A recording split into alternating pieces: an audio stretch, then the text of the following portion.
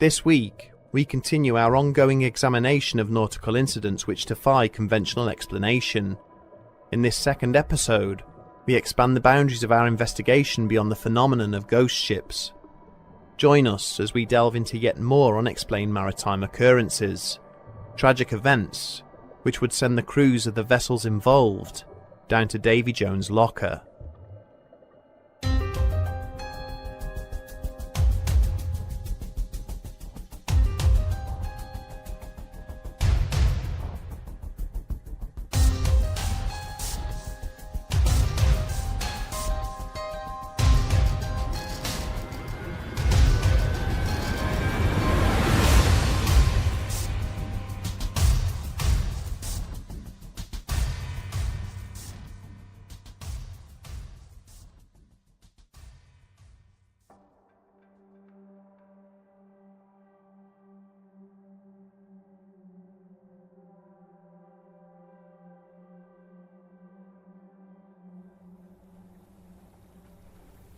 It was the morning of the 25th of March 1882, and the clouds hanging low over the port of Vicksburg were dark and foreboding. Down on the docks, the captain of the Iroquois chief watched on impassively as the men hurried back and forth across the deck, eager to secure their cargo and cast off ahead of the approaching storm.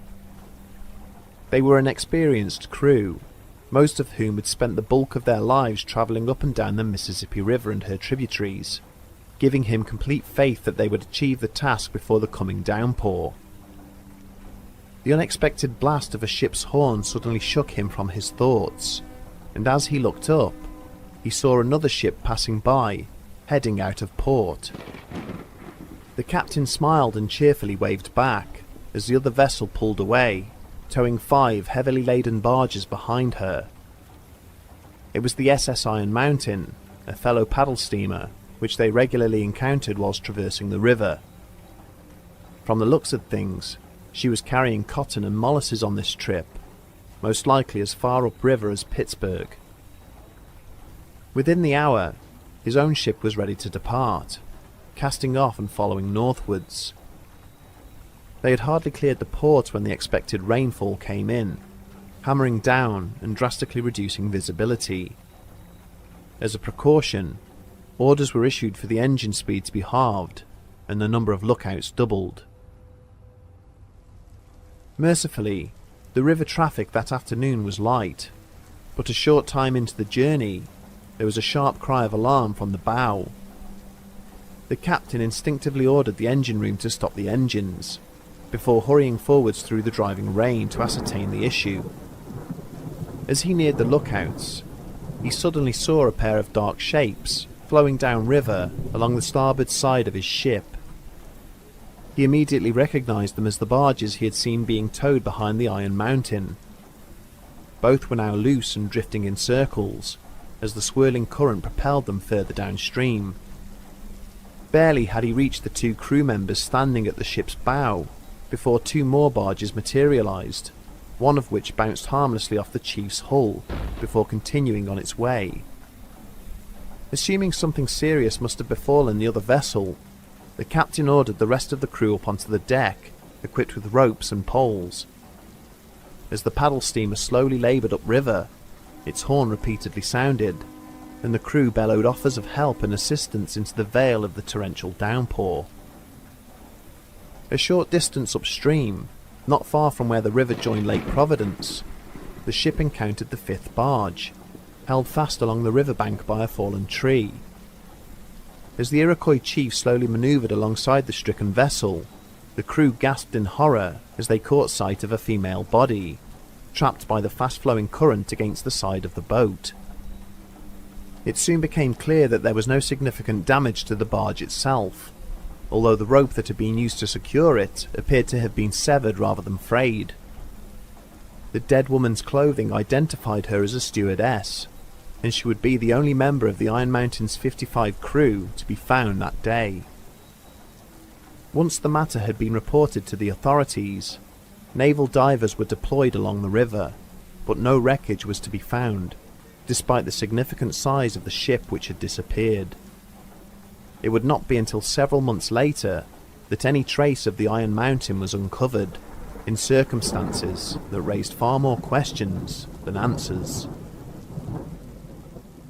Workers ploughing the land near the town of Omega uncovered wooden timbers and furnishings, which were subsequently identified as originating from the missing vessel.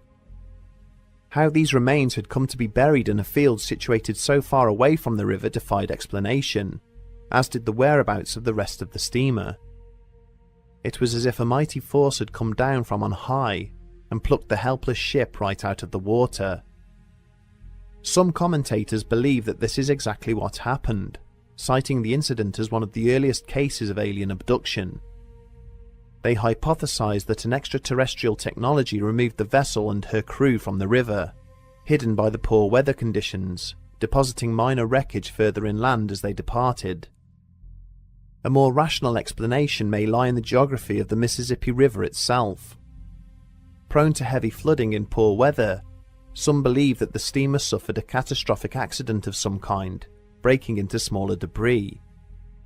This wreckage may have been washed clear of the waterway through burst levees, quickly becoming concealed under the flooded and muddy fields that bordered the river. The official cause attributed to the ship's disappearance was that she must have struck a submerged tree and rapidly sunk, the barges breaking free as she went down.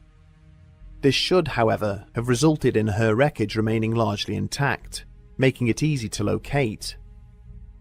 Until more of her remains are found, her disappearance will remain one of America's most enduring maritime mysteries.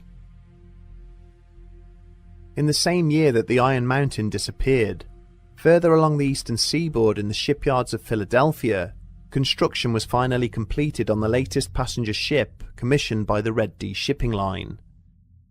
The SS Valencia would spend the next 16 years ferrying passengers back and forth between New York and Caracas, before she was pressed into military service during the Spanish-American War. The post-war years would prove to be difficult. She was hard to handle in high seas, and the thickness of her bulkhead had fallen below recommended safety standards. There were a series of embarrassing collisions, followed by a scandal involving her purser overpricing the tickets he had been selling, all of which rendered the ship far less attractive to prospective passengers. In 1906, the Valencia was temporarily assigned to a new route, running from San Francisco to Seattle, due to one of her sister ships requiring an extensive refit. On the 20th of January, as she was passing Cape Beale near Vancouver Island, deteriorating weather conditions forced her onto a reef a mere 100 yards from the shoreline. Against the captain's explicit orders, his panicked crew hurriedly launched the lifeboats. All but one were either ripped away or smashed to pieces by the angry seas that repeatedly crashed against the side of the ship. The hull of the stricken vessel then gradually began to disintegrate as the keel seesawed back and forth upon the rocks. Passengers hurrying from their cabins were washed overboard by walls of water which swept across the deck. Women hugging their children were consumed by the churning ocean, whilst others clung to whatever they could lay their hands on. A solitary lifeboat containing 9 men eventually made it to shore, the occupants staring in anguish at the nightmarish scene, before hurrying to find help. As the residents of Victoria hurried across land to the cliffs, 3 commercial ships also launched from the harbour, but when they arrived, they were unable to approach the disintegrating wreck due to the dangerously high seas. Their crews watched on helplessly as those still alive were eventually cast into the waters, or were crushed as the dying vessel's superstructure finally collapsed upon them. All but 37 souls were lost, including all the women and children. Rescue ships frantically combed the raging seas for survivors, including the city of Topeka, which was filled with volunteer staff from Victoria's main hospital. In a small act of mercy, this ship was able to locate 2 life rafts containing 18 sailors, their lives undoubtedly saved by the medical training of the doctors and nurses present.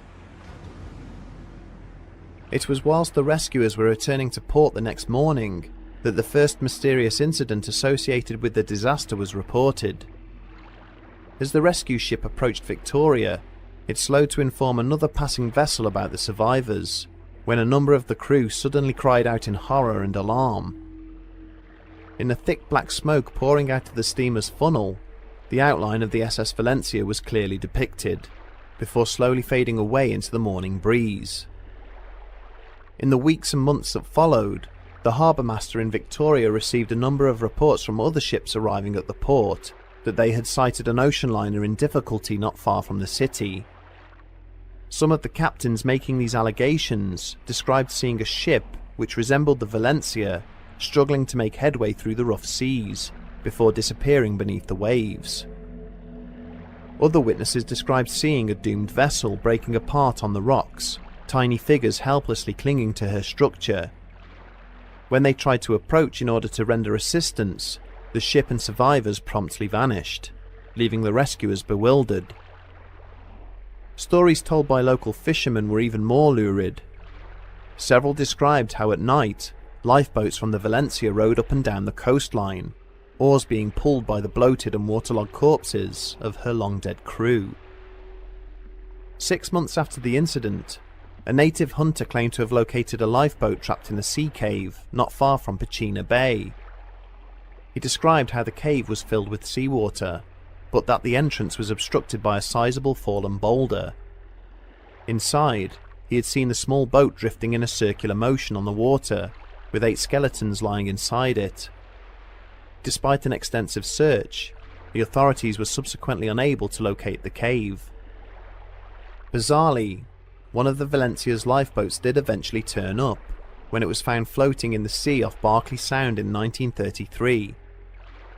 Despite having been missing for over 27 years, it was recovered as polished and pristine as the day it had been launched from the stricken ship, and remains on display in the Maritime Museum of British Columbia.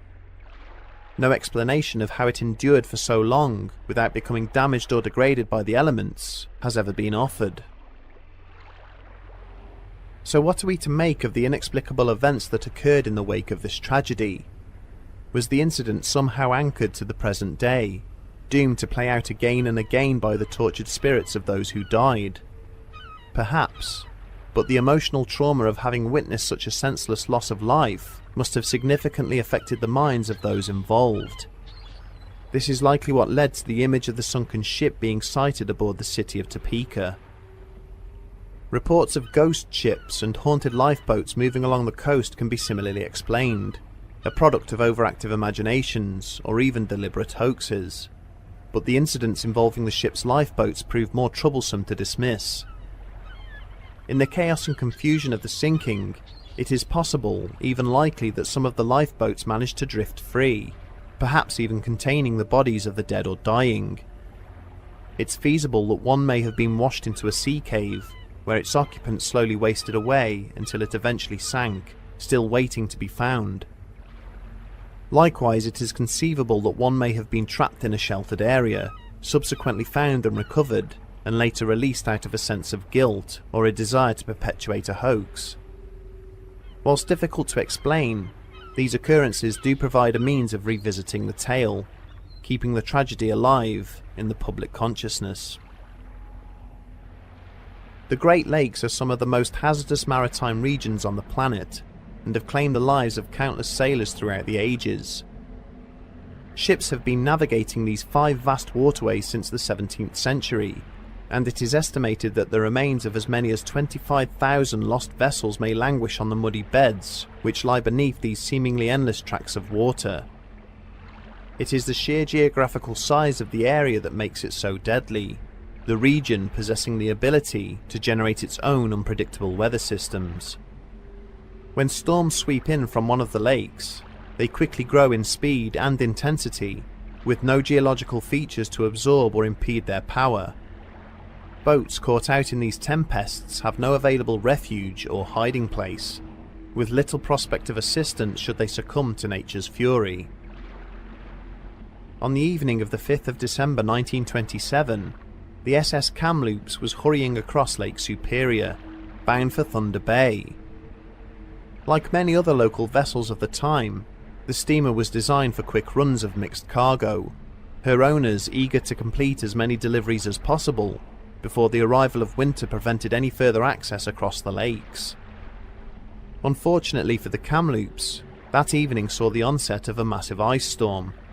she was last sighted by another ship, heavily coated in ice and drifting towards the southeastern shore of Isle Royale, having apparently lost power.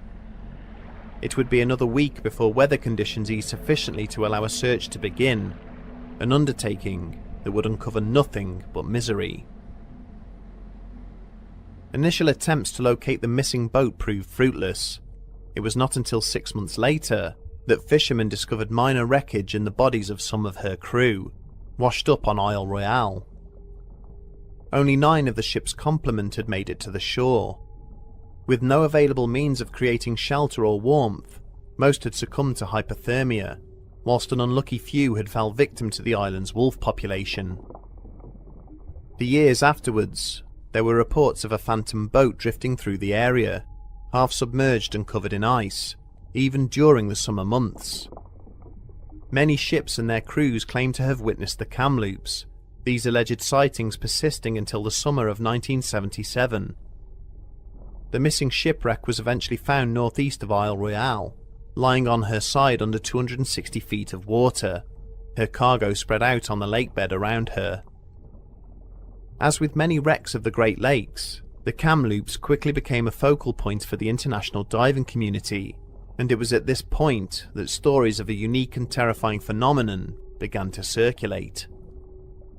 Both the hull of the vessel and its contents were remarkably well preserved, as was the body of one of her crew, who had failed to make it off the ship prior to its loss. During the earliest dives, the remains of an adult male were found trapped in the ship's engine room. Due to the extremely cold temperatures of the water and the lack of marine predators at the location, this corpse was intact and fully clothed, a wedding ring clearly visible on his finger. Successive divers then mysteriously recorded that the deceased sailor, nicknamed Grandpa, was somehow moving around the wreck. Some visitors would find him lying on a bunk in one of the cabins, whilst others encountered him on the ship's bridge, staring out into the darkness. Perhaps the most disturbing sightings came from explorers who claimed to have been followed around by him. Several divers have reportedly fled the wreck in terror, having turned to see the pale figure silently moving along the dark corridors behind them, watching their progress through sightless glassy eyes. In a small number of accounts, witnesses state that the corpses appear to be reaching out in an attempt to touch them. A minority even claim that what they have encountered must be the dead sailor's ghost, as during the same trip to the boat, they have subsequently found his body still inside the engine room, trapped between pieces of fallen wreckage. Is it possible that somewhere deep inside Grandpa's remains, some small spark of consciousness has somehow been preserved, allowing him to interact with visitors to his final resting place? Skeptics are quick to point out that currents around the bottom of the lake and disturbances in the water caused by the progress of the divers themselves may have been sufficient to cause some degree of animation to the body. If indeed Grandpa's spirit still inhabits the wreckage of the Kamloops, then we can only hope that his existence is a peaceful one. This is certainly the perception of the majority of those who have encountered him, many describing the dead sailor as appearing inquisitive rather than hostile in any way. Whilst potential explanations have been offered for each of the mysteries we have featured in this episode, pressing questions persist that often serve to undermine them. It remains clear that our seas and oceans are a place that must be respected and feared, rather than taken for granted.